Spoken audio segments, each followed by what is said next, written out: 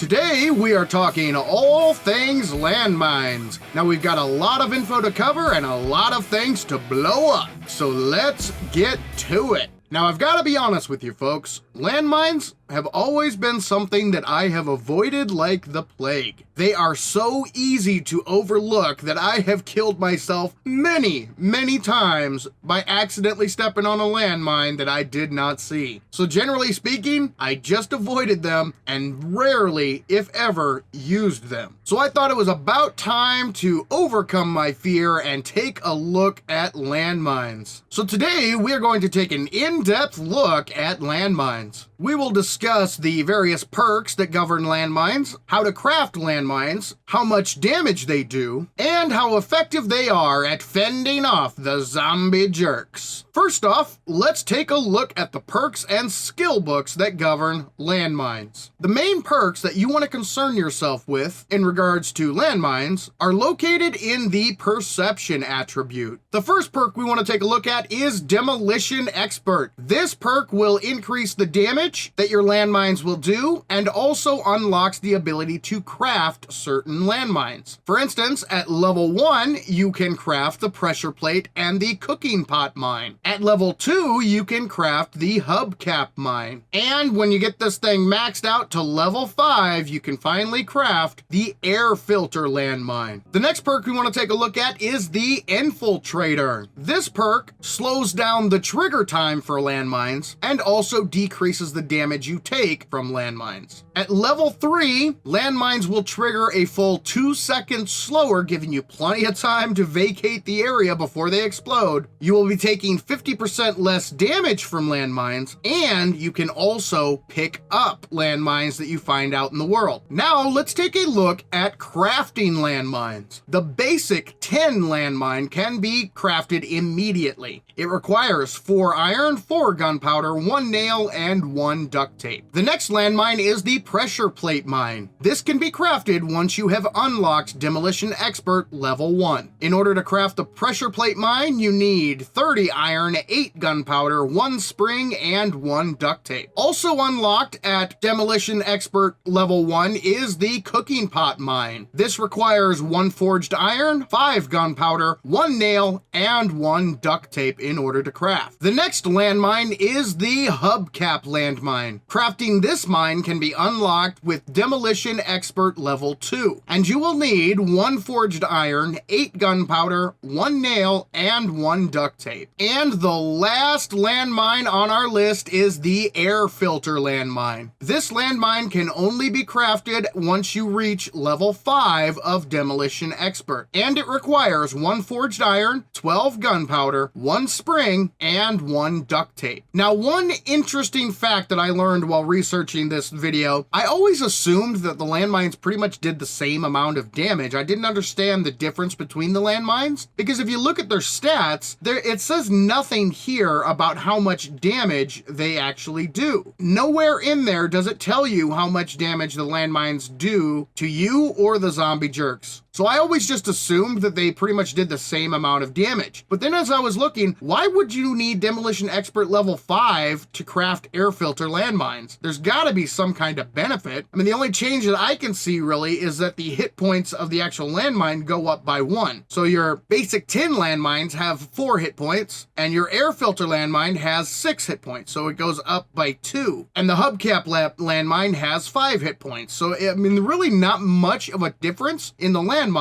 so I was kind of confused. I didn't understand why some of them you could craft right away, like the tin landmine, and some of them you would have to pump 5 points into a perk in order to craft those, like the air filter landmine. Well, folks, I kind of figured it out, and I'm going to demonstrate the effectiveness of the different landmines right now. Now, before we move on, I did want to take this opportunity to say, if you're finding this video helpful and or enjoyable, join the Sav Nation by clicking clicking that subscribe button and turn on notifications so you do not miss a single one of our tutorial videos. But now, let's get back to it. Okay, so I went ahead and I am in God mode right now, and the reason I'm in God mode is because in order to demonstrate the landmines, I need to get up close and personal. I need to be right by them while an enemy is attacking me. That way, we get the full effectiveness of the landmine. So we've got our 10 landmine down right there. What I'm gonna do is we're gonna spawn in a bear. There we go. And I am going to get him to attack me, and I'm not gonna move. So if I were this close to a landmine when it went off, it would kill me. But because I'm in God mode, obviously it's not gonna kill me. We're just trying to do this to see how much damage that landmine will do to the bear.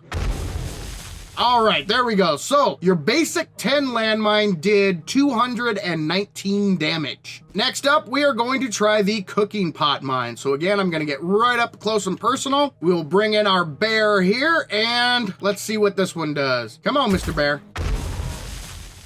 All right, so the cooking pot mine did 236 points of damage. Next up is the hubcap mine. Let's see how much that one does. Okay, and the hubcap mine did 266 points of damage. Oh, and I missed the pressure plate mine, so let's do that one here real quick. The pressure plate mine is unlocked at the same level as the cooking pot mine, so let's see if those are similar. All right, and there you go. So that did 209 points of damage for the pressure plate mine. And last up, let's test out the air filter mine.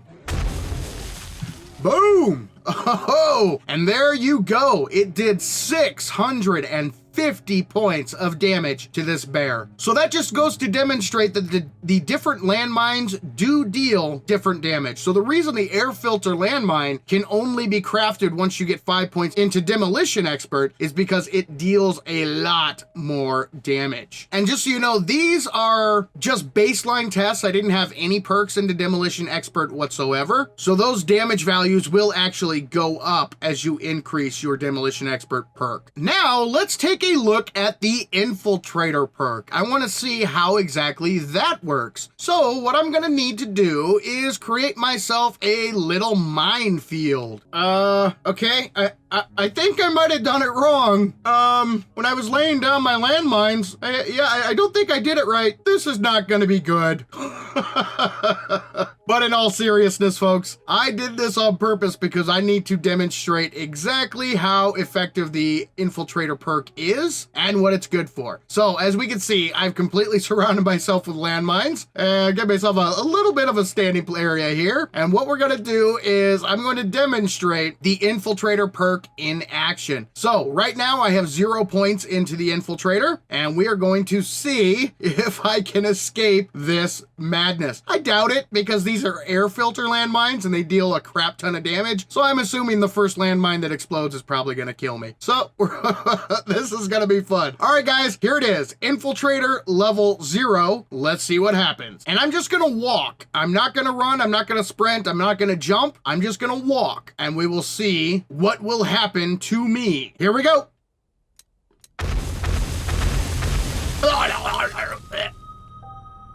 Well, that sucked.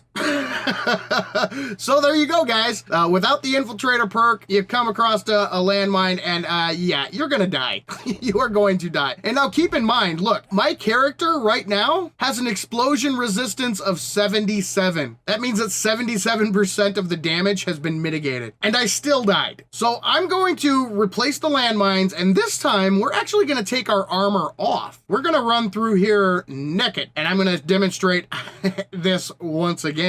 All right, there we go, guys. Landmines are back. Let's go ahead and take off all of the armor. Now, I'm not gonna run around totally naked. I do have my jacket, my pants, and my shirt. But if we take a look at our character, explosion resistance, 0. Now let's see how far we make it. Dead instantly. Insta-death. All right, there we go. Landmines have been replaced, and now armor is still off. Let's go into our character, and let's go to the Infiltrator, and let's bump this up to level 1. So now the landmines will trigger a half-second slower. So I'm gonna see if we can actually make it through the minefield before all these landmines explode and kill us. All right, here we go. And again, we're just walking, we're not gonna run, and we will see if that makes much of a difference. Here we go. Oh, so close. We were so close to making it out. All right, we are back, and the minefield has been rebuilt. Now we're gonna go back in and bump this up to level 2. There we go. So we are up to Infiltrator level 2. This will cause the landmines to trigger 1 second slower, and we will take 35% less damage from landmines. All right, let's see what happens. Here we go. Once again, we're just walking. We're not sprinting. If we sprinted, we probably could have made it through. Not a problem last go, but I just want to test out this with the walking to see if we can just if we're out for a nice leisurely stroll and we happen upon a landmine, can we escape the landmine without it killing us? So here we go, let's get to walking. Oh, we made it. We didn't die. We didn't die. So as you can see, guys, the landmines detonated a lot later. And finally, Infiltrator level 3. So now the landmines will trigger 2 seconds slower, and we will take 50% less damage from landmines. Plus, we can start to pick landmines up, which is pretty cool. So we've already made it through on level 2. So this should be no problem whatsoever. We might even be able to get through here without taking any damage. We did get damaged on level 2, but we did not die. This time, let's see if we can make it through without dying or without even being damaged. Here we go.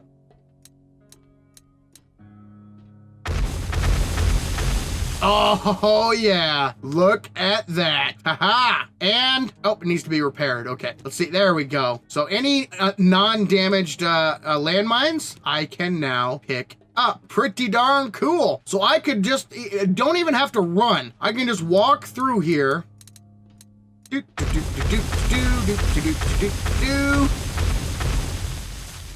They're going off behind me. Oh, we took a single point of damage, but I wasn't running. I wasn't sprinting, just walking like normal. And I could walk through the entire thing without taking any damage whatsoever, meaning landmines, you really don't have to worry about them anymore. And the last thing I want to test is the effectiveness of landmines as a defense against the zombie jerks. So I'm going to create a massive landmine field and put myself on one side of it, put the zombie jerks on the other side of it. We've got our demolition expert all the way up to max level. And we're gonna see how effective a massive field of landmines actually is. Okay, guys, here we go. So what I've got here is kind of a little U-shaped minefield. And what I'm gonna do is I am gonna come over here, and we're actually going to spawn in 25 zombie Arlenes. There we go. I'm gonna place myself right back here, and we're gonna see what these landmines do. We're gonna see how the zombie jerks approach these landmines. We're gonna see if the landmines affect their pathing at all, because there's a straight shot to me from behind. There's no landmines back here.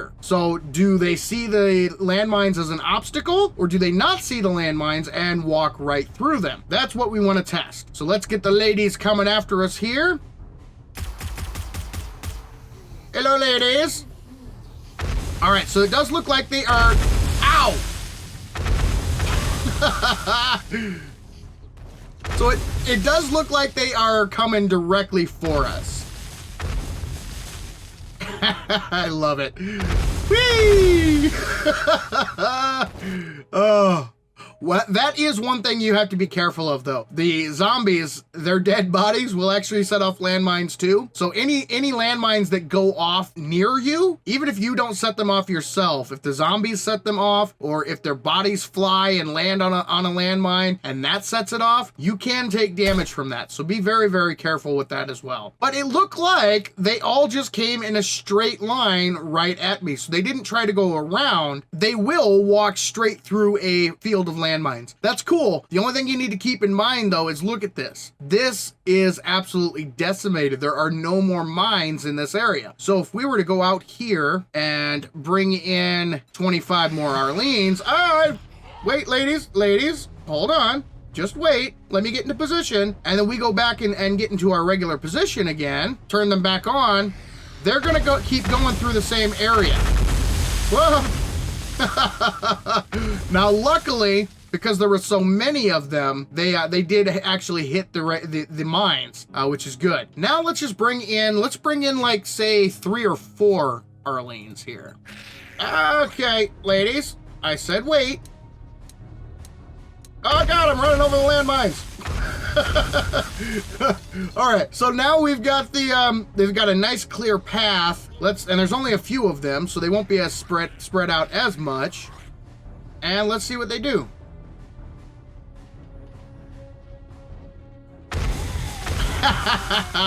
And they avoided the landmines right up until the very end. So yes, landmines do work pretty darn well against the zombie jerks. I mean, that one landmine took out pretty much all 4 of them, which is cool. That's the great thing about explosive damage. It hits everything around it. It has like an area of effect, I guess. Pistols and rifles and firearms, they usually only damage whatever they hit, like the one zombie right in front of them. Landmines deal damage to an area, which is pretty cool. But the problem is, if you are on Horde Night and you're counting on a field of landmines to protect you, probably not the best idea, because the landmines are one-time use, and a lot of times the zombies go flying, and as you see over here, there were no zombies walking around over here. What happened is they exploded, they ragdolled, they went flying through the air and landed on one of the landmines, setting it off, pretty much removing it as an active defense. Being set off by a zombie that you've already killed doesn't do you any good, because that zombie's already dead. So that is something you definitely want to keep in mind with regards to landmines. Yes, they are effective at killing the jerks. However, a lot of times the zombies will just clear a path through your landmines, sacrificing a few of them, and once they have a solid path, they'll just take that solid path and totally ignore all of the other landmines that you have in place. So like, look over here. Look at all those landmines I've set over there. All the resources I've used to create all these landmines are pretty much now wasted, because the zombies are going to avoid that area. They're going to path right straight through here and come and punch you in the face. So keep that in mind if you're planning on using landmines as a defense system.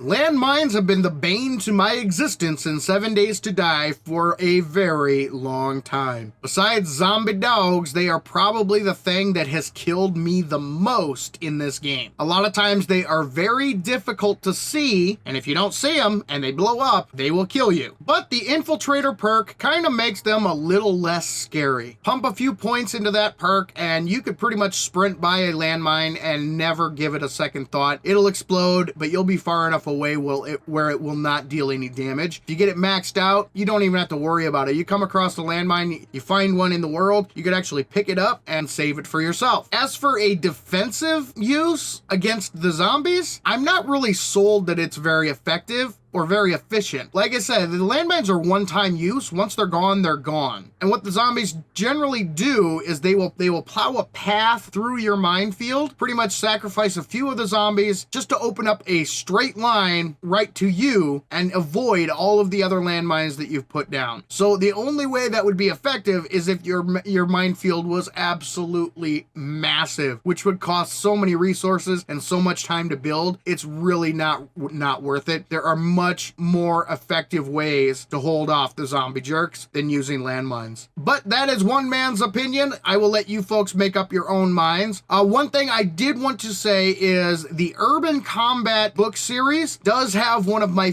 favorite books in the game, and it is Urban Combat Volume 5. This book makes it so landmines never detonate, or you do not detonate landmines. So you could walk right over a landmine, it would not detonate. You can jump up and down on a landmine, it won't detonate. You could crouch down and sit on a landmine and it will not detonate. So that's one of my favorite books in the game because, like I said, I have killed myself many times by stepping on landmines. So having the ability to walk over a landmine without setting it off is awesome. So definitely be on the lookout for Urban Combat Volume 5. I would be interested to hear what you folks think about landmines. Have you had problems with them in the past like I have? Do you find them extremely annoying like I do? Now I will say, while while doing the research and preparing for this video, I learned a lot more about landmines than I knew. But overall, my general feeling about landmines still has not changed too much. I would much rather save the points, find Urban Combat Volume 5, and spend my points elsewhere instead of investing in the Infiltrator or Demolitions Expert. I personally am not a big fan of explosive weapons, but that's just me. Like I said, everybody has their own play style. I know people who absolutely love the explosive weapons. So if that's your thing, awesome, cool, keep doing you. For me personally, I've never been a fan of the landmines or explosive weapons, and researching this video didn't really change my mind on that aspect, but it did allow me to appreciate different aspects of landmines that I was unaware of previous to researching this video. But again, let me know your thoughts on landmines. What do you guys think of these little guys? Do you find them extremely annoying and that you step on them and blow yourself up far too often, like me? Do you find them effective at repelling the zombie jerks? Let me know in the comments below. But for now, this is Saven saying thank you, ladies and gentlemen, for joining me in Saven's World. If you found this video helpful and or enjoyable and would like to see more weapons tutorial videos, I've created a very special playlist that you can access by clicking the box in the top right corner of the screen. I would also like to remind you folks that the Saven's World Discord server is now up and running and going strong. We're growing every day. The community is absolutely awesome. So the link is in the description to join the Discord server. Hop down there, click on that link, join up, and come meet other members of the Sav Nation. There's a lot of really cool people, and I'm absolutely loving it. And remember, the average gamer is always king of the hill on the bell curve.